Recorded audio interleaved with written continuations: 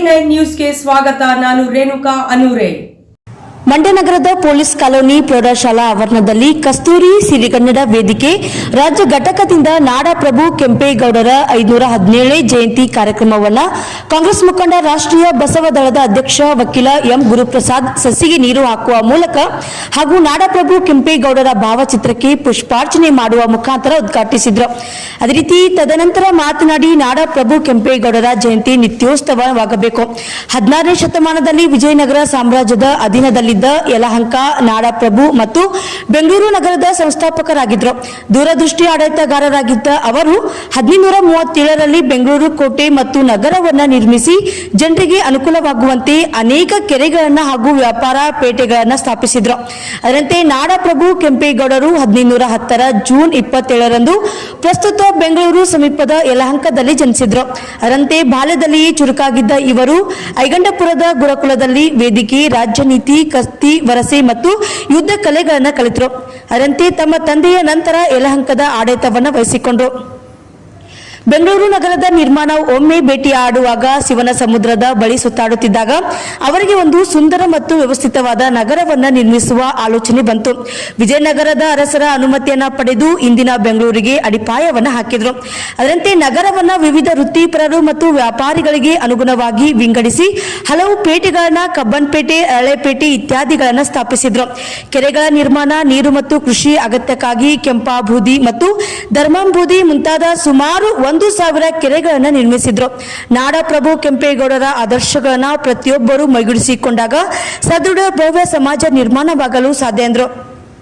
ಅದರಂತೆ ಈ ಸಂದರ್ಭದಲ್ಲಿ ಪ್ರಾಸ್ತಾವಿಕವಾಗಿ ಮಾತನಾಡಿದಂತಹ ಕಸ್ತೂರಿ ಸಿರಿಗನ್ನಡ ವೇದಿಕೆ ರಾಜ್ಯಾಧ್ಯಕ್ಷ ಪೋತೇರ್ ಮಹಾದೇವರವರು ಭವಿಷ್ಯದ ಬೆಂಗಳೂರಿನ ಗಡಿಗಳನ್ನು ಗುರುತಿಸಲು ನಗರದ 4 ದಿಕ್ಕುಗಳಲ್ಲಿ ಲಾಲ್ಬಾಗ್, ಹಲಸೂರು, ಕೆಂಗೇರಿ ಮತ್ತು ಮೆಕ್ರಿ ಸರ್ಕಲ್ ಬಳಿ ಗೋಪುರಗಳನ್ನು ನಿರ್ಮಿಸಿದ್ದಾರೆ ಎಂದರು.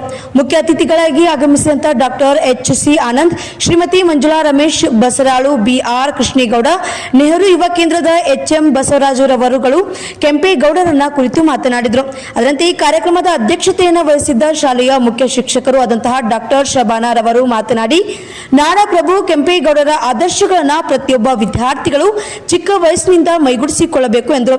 ಈ ಸಂದರ್ಭದಲ್ಲಿ ವಿವಿಧ ಕ್ಷೇತ್ರದಲ್ಲಿ ಸಾಧನೆ ಮಾಡಿದಂತಹ doctor Shivarajegowda, N Priya, Ramesh, BR Krishnegowda, Kumar, Rajananda, T Venkatesh Shetty, HJ Leelavathi, Gopal, Prema Madappa, Mysuru ಅವರುಗಳನ್ನು ಕೆಂಪೇಗೌಡ ಪ್ರಶಸ್ತಿ ನೀಡಿ ವೇದಿಕೆಯಲ್ಲಿ ಗೌರವಿಸಲಾಯಿತು. ಅದರಂತೆ ಈ ಸಂದರ್ಭದಲ್ಲಿ ಪ್ರಬಂಧ ಸ್ಪರ್ಧೆ ಭಾಗವಹಿಸಿದ ಮಕ್ಕಳಿಗೆ ಬಹುಮಾನ ವಿತರಣೆ ಮಾಡಿ ಈ ಕಾರ್ಯಕ್ರಮ ಯಶಸ್ವಿಗೊಂಡಿತು.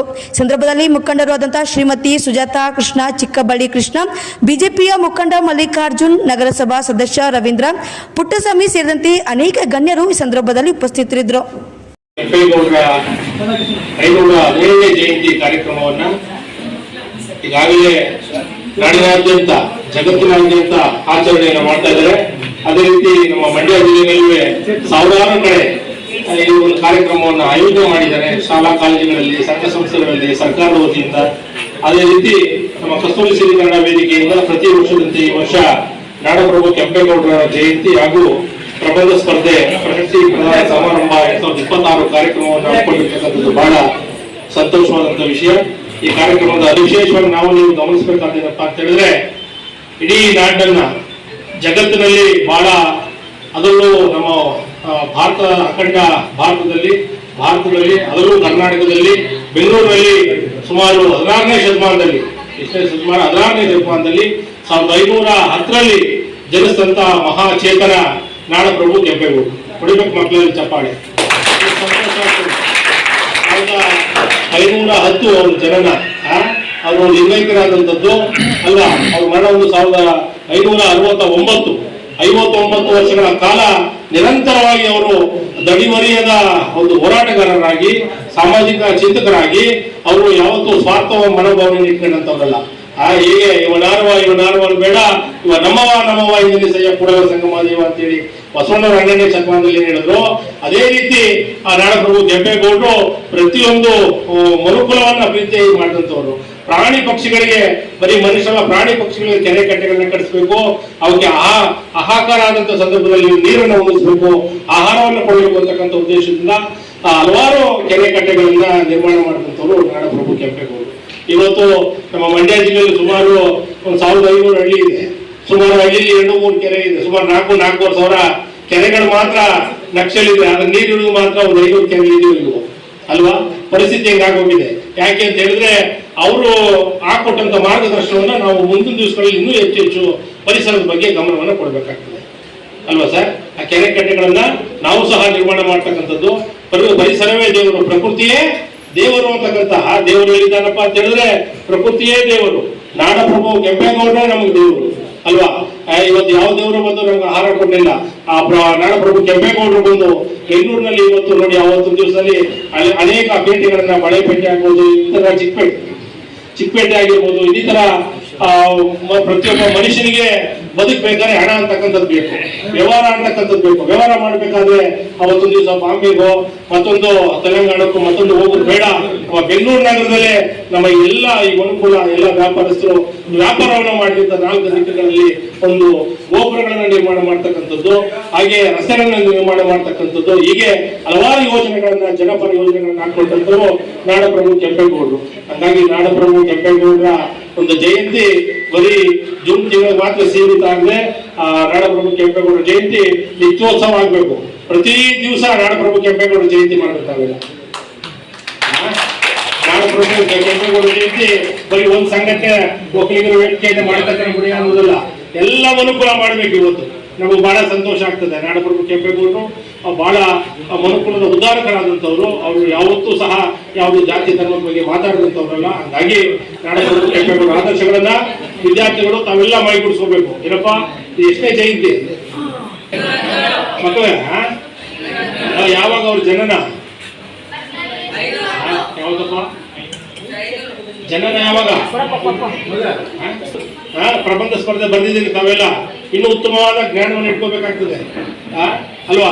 ನಾಡಪ್ರಭು ಕೆಂಪೇಗೌಡರನ್ನ ನಮ್ಮ ತಂದೆ ತಾಯಿ ಎಷ್ಟು ನಾವು ಪ್ರೀತಿ ಮಾಡ್ತೀವೋ ದೇವ್ರ ಎಷ್ಟು ಅದಕ್ಕಿಂತ ಹೆಚ್ಚಿನ ಪ್ರೀತಿಯನ್ನ ನಾಡಪ್ರಭು ಕೆಂಪೇಗೌಡರು ಮಾಡ್ಬೇಕಾಗ್ತದೆ.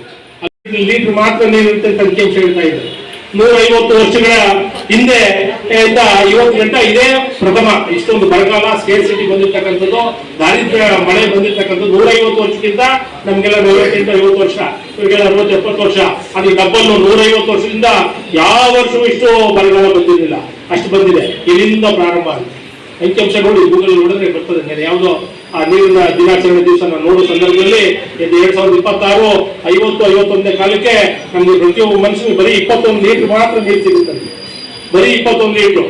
ನಾವು ಗ್ಲೂಕೋಸ್ ಹಾಕ್ತಂಗೆ ಮನುಷ್ಯನ ದೇಹಕ್ಕೆ, ಆ ತೆಂಗಿನ ಮರಕ್ಕೆ, ಮಾವಿನ ಮರಕ್ಕೆ, ಗಿಡಕ್ಕೆಲ್ಲ ಒಂದು ಬಾಟ್ ಹಾಕೊಂಡು ಗ್ಲೂಕೋಸ್ ಹಾಕ್ಬೇಕಾಗುತ್ತೆ. ನೀರು ಆ ಪರಿಸ್ಥಿತಿ ಬರುತ್ತೆ. ಹಂಗಾಗಿ ಬಂಧುಗಳೇ, ಇದೆಲ್ಲ ನಮ್ಮ ದೇಶ ಕಟ್ತಕ್ಕಂಥದ್ದು, ನಾಡು ಕಟ್ತಕ್ಕಂಥದ್ದು ಬರೀ ಕೆಂಪೇಗೌಡರು ಒಬ್ಬರಿಗೆ ಜವಾಬ್ದಾರಿ ಕೊಟ್ಟು ಕೂತ್ಕೊಳ್ಳೋದಲ್ಲ. ನಾವು ನೀವೆಲ್ಲ ಕೆಂಪೇಗೌಡರಾಗಬೇಕು ಅಲ್ವಾ? ಮಹಿಳೆಯರುವೆ ಏನಾಗಬೇಕು? ಕೆಂಪೇಗೌಡರ ಆದರ್ಶಗಳನ್ನ ಮೈಗೂಡಿಸ್ಕೋಬೇಕು ಅಲ್ವಾ? ನಾವು ಬರೀ ಅಲಂಕಾರ ಮಾಡಿಕೊಂಡು ಭರತನಾಟ್ಯ ಮಾಡಿಕೊಂಡು ಯಾವುದು ಇದು ಮಾಡ್ತೀವಲ್ಲ ವರ್ಷಕ್ಕೊಂದ್ಸಲ ಅಲ್ಲ, ಯೂನಿಯನ್ ಡೇ ಕಾರ್ಯಕ್ರಮ ಮಾಡಿದಾಗ ಬರೀ ಡ್ಯಾನ್ಸ್ ಮಾಡೋದು, ಹಾಡು ಹಾಕೊಳ್ಳೋದು, ಮುಕ್ಕಾಬುಲ್ಲ ಬರೀ ಮುಕ್ಕಾಬುಲ್ಲ ಆಗಲ್ಲ, ಹೊಂದೋಗ್ಬಿಡ್ತೀವಿ. ಒಂದು ಕಷ್ಟ. ಹಂಗಾಗಿ ಬಹಳ ಕಷ್ಟ ಇದೆ. ತುಂಬಾ ಪರಿಸರದ ಬಗ್ಗೆ ನಾವೆಲ್ಲ ಜಾಗೃತಿ ಮೂಡಿಸ್ಕೋಬೇಕಾಗ್ತದೆ. ಹಂಗಾಗಿ ತಾವೆಲ್ಲ ನಾವು ನಮ್ಮ ಒಗ್ಗಡೆ ನಮ್ಮ ಕೋತೇರು ಮಹಾದೇವರು ಬಂದಿದ್ದಾರೆ, ನಮ್ಮ ಸ್ನೇಹಿತ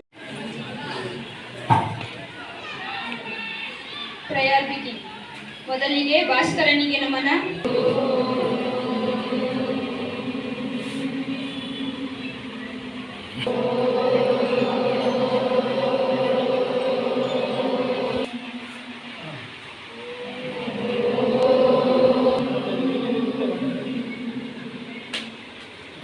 ತತ್ವಂ ಭೂಷಣ ಪಾರುಣ ಸತ್ಯ ಧರ್ಮಾಯ ದೃಷ್ಟಯೇ ಧ್ಯೇಯ ಸದಾ ಸವಿಕ್ರಮಂಡಲ.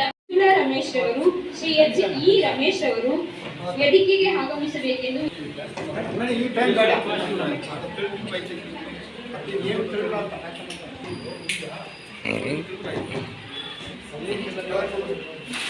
ಸರ್ಕಾರಕ್ಕೆ ರಾಜ್ಯ ಘಟಕ ಮಂಡ್ಯ ವತಿಯಿಂದ ನಾಡಪ್ರಭು ಪ್ರಬಂಧ ಸ್ಪರ್ಧೆ ಮತ್ತು ಪ್ರಶಸ್ತಿ ಪ್ರದಾನ ಸಭಾ ಶಾಲೆಯಲ್ಲಿ ಹಮ್ಮಿಕೊಳ್ಳಲಾಗಿದೆ.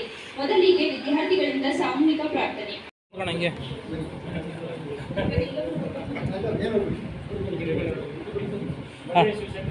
ಸರ್ ಹೂವು ಇಟ್ಕೊಳ್ಳಿ ಸರ್ ಮುಂದಕ್ಕೆ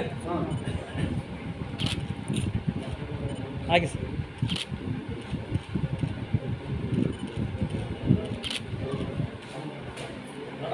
ಕೆಂಪೇಗೌಡರಿಗೆ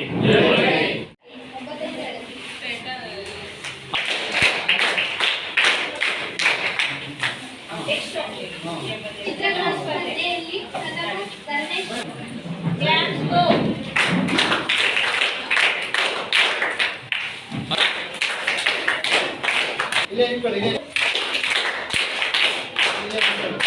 ಕ್ಲಾಪ್ಸ್ ಗೋ.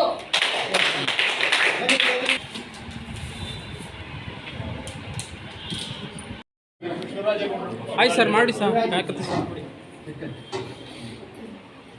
ಮೇಲ್ ಕತ್ತಿಸಿ ಮೇಲ್ ಪ್ರಸ್ತುತ ಕತ್ತಿಸಿ ಕೆಂಪೇಗೌಡ ಪ್ರಶಸ್ತಿ ಹಂಚಿಕೊಳ್ಳುವಂತಹ ಆ ವ್ಯಕ್ತಿಯ ಹೆಸರು ಡಾಕ್ಟರ್ ಶಿವರಾಜ್ ಗೌಡ, ಶಾಂತ ಮಲ್ಟಿ ಸ್ಪೆಷಾಲಿಟಿ ಆಸ್ಪತ್ರೆಯ ವೈದ್ಯಕೀಯ ನಿರ್ದೇಶಕರು ಕೂಡ. ತುಂಬಾ ಅಭೂತಪೂರ್ವವಾದಂತಹ ಶಂಖಚಕ್ರಸಿಧಾರಿಣಿ ಸಹಸ್ರಶಿರ ಸಂಶ್ವೇತಂ ಪ್ರಣಮಾಮಿ ಪತಂಜಲಿ.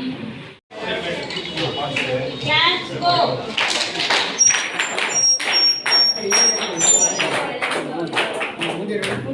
ಸರ್ ರೆಡಿ ಹಾಂ ಓಕೆ ಸರ್